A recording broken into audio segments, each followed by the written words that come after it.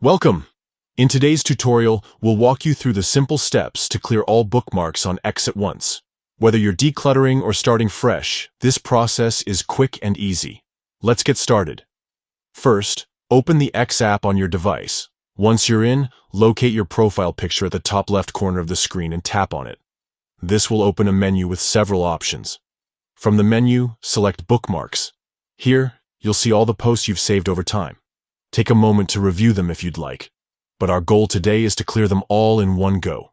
Next, look towards the top right corner of your screen. You'll notice 3 dots. Tap on them. A drop-down menu will appear with the option to clear all bookmarks.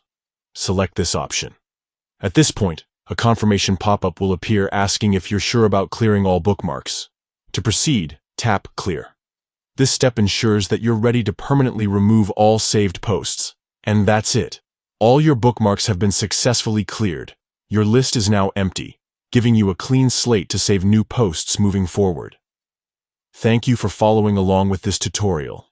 If this guide helped you, feel free to share it with others who might need assistance managing their bookmarks on X.